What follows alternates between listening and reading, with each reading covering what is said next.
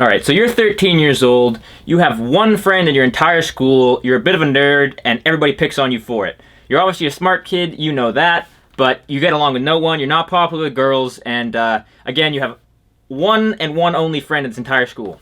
You go home, and your father is not compassionate to you whatsoever, and some would say in the future he's a bit of a psychopath. He relentlessly teaches you a lot of engineering stuff, but is not the ideal image of a father, does not really sympathize in the way that one would expect. Now you're lying down in a pool of your own blood at the bottom of 2 sets of stairs, looking up at the gang who had just beaten you up and thrown you down that set of stairs. 4 dudes. You had 0 chance of defending yourself. You were just beaten mercilessly for the sole reason of being a nerd. You look up from that pool of blood, you're very hazy, and you see your friend cowering in a corner, having told that gang at the top of the stairs where you were, because that gang had come up to him and threatened to beat him up if they didn't give up where you were. And your friend caved. So now your friend, only friend in the whole school, sold you out. You're lying in a pool of blood at the bottom of 2 sets of stairs. You have to be in the hospital for the next 2 weeks because you have swelling in the brain. And 30 years later, you will need to have nose reconstruction surgery because your nose was so badly messed up you couldn't breathe right for those 30 years. Now this is real, and if you're this kid, what do? What's your options? It seems like a hopeless situation. Many would agree. It's like, that sucks. You're not going to go home and get sympathy. No one's really understanding where you're coming from. A lot of people would just give up at that situation. It's like, well, like, what do you do? What do you do? That kid in that pool of blood, that kid sitting in his own pool of blood, having been pushed down 2 sets of stairs by a gang, his name is Elon fucking Musk. That is Elon Musk. Same guy that today is sending humanity to Mars for the first time in human history. Same fucking guy. There is no that was then and this is now. There's one continuum from that moment to now, and that life that he lived after that made him into Elon Musk, the guy everybody knows. Same guy. Same guy. If that doesn't get you fired up, I don't know what will. That's going to be the theme for today's video. We're going war mode. We are getting shit done. Let's get fucking tropical, boys. I am on a quest to understand and master high-level mathematics. I tried university to get this done, but it wasn't the answer. And so I've left it to venture out on my own to find the knowledge I desire. Self-educating. Using whatever resources I can find.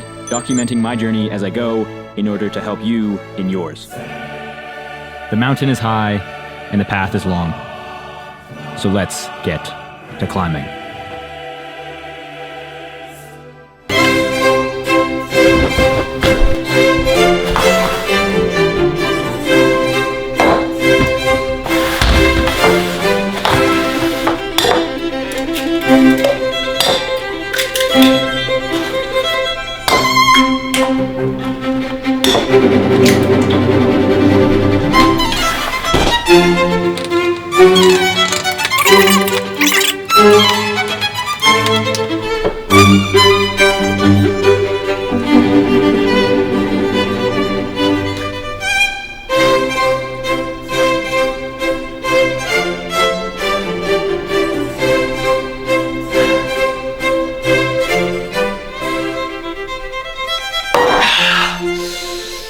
And we got the USA flag undies on because y'all's gotta rep Ben Franklin.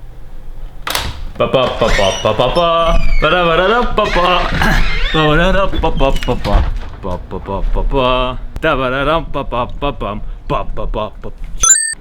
just put the gimbal on a tripod. I can't really, you're on the tripod right now, so I can't show it to you, but gives you a way good distance. It's pretty fire.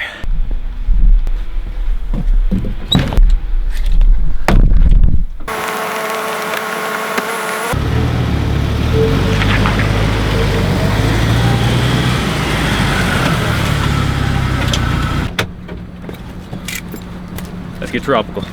All right, and in this portion, I neglected to turn the microphone on. Absolutely classic. So this is gonna be a bit of a voiceover. I was talking for about 10 minutes there. Now I'm going to get the book. I was introducing the, if I recall, I probably went on a huge tangent, as is natural for my rants, but yeah, I was talking about reading this book to improve the plot line of these videos, because I realized as I'm starting to make more and more videos, it's like I don't really know how to form a plot, make a movie, and what better way to do that than, you know, start reading about it. I mean, doing and reading is the best, so I'm doing both. We're gonna get learnt with Tucker, making good plots. This is where I sit usually, right there, that little enclave there, but I think I'll get that to you. And I'm about to talk to the camera and I'll shut up now. There we go. This little enclave is usually where I to read. I'm not gonna make a time lapse because it's gonna ruin my battery life, but catch you guys after this. Let's get tropical.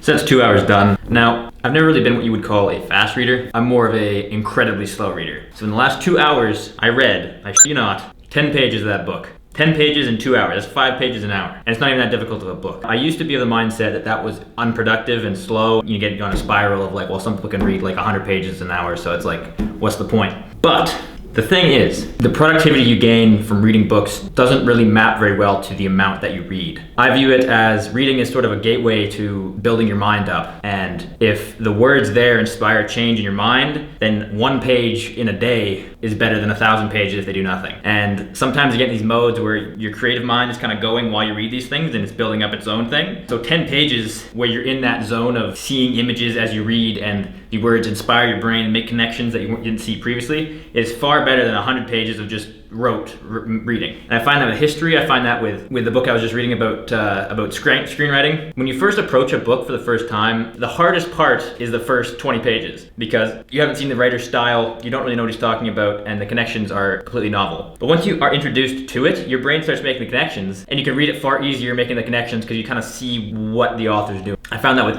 every single book I've read. History, biology, physics, math, everything kind of comes down to that. You pick up the style and then it flows. Now this book, it was about screenwriting, so I'm trying to get better at screenwriting. Some of the ideas, the main one that stuck out to me was you have to have a plot and story before you actually write. That's the best idea. Writer's block is a farce, according to this dude. He just says, don't be a pussy, write stuff down. Writer's block is nonsense. So you have a plot, and you gotta get left brain with it, rigid plot. Within that, fill in the fluffy story, and away you go. The right brain will come in and fill in the gap, but you have to have some left brain structure to complement it. So structure the story, say this is what we're doing, and then get creative with it in the boxes. But if you have nothing, you can't create anything because you need a canvas and a brush in order to have something to create. But just raw creative force is nothing without form. He's giving short, trite, honest, cutting advice that's like no fluff. Don't be a perfectionist, get stuff down, iterate. That's the plan with this channel, and his writing has helped me with that. So again, these stories, how I talk to the camera, it's directly related to what I'm doing. So it's like it's a feedback loop, which is unbelievably helpful. Is I'm making this video about me learning how to make this video better, and then it creates its own content in a feedback loop that will just continuously get better. Now I'm gonna be doing math and stuff, but I figured now that I'm doing this channel a lot, I wanna be able to make them good. So in the autodidact spirit, I might as well start with making videos better because we're upgrading everything here. Fitness, writing, mathematics, chemistry, physics, you name it, we're gonna be improving it here. So now I'm about to go read for an hour a history book by Will Durant. I love the guy. Probably only gonna get through another 10 pages, but I still stay to the structure, come to the thing, stick to the plot. So your life is also a story. Make sure you write a plot, which is your habits. Have your plot, and within that plot, get creative. So I have my plot. I say, okay, look, I'm going to the library. It doesn't matter if I read 1 page in that whole time, I am going to the library. And then I can get creative with even what I read. I don't need to read a certain thing. I say I'm going to the library, and when I get here, it makes it easy to read. Just like if you're having trouble going to the gym, there's this trick you do. You just go to the gym. Don't work out. Go to the gym and sit in the gym for 5 minutes, then go home.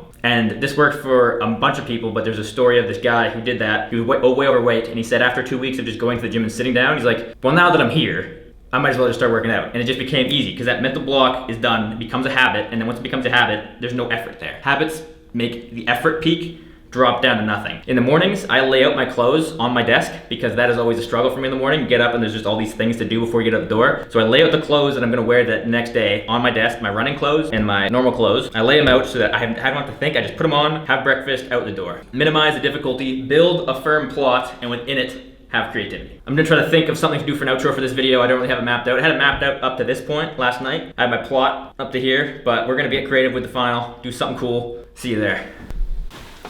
Alright, so we ended up deliberating on that for about 2 days. What I've come up with is this. I can't tell you precisely what this channel is going to be, but I can tell you precisely what it is not going to be. What it is not going to be is some fluffy, duffy bullshit.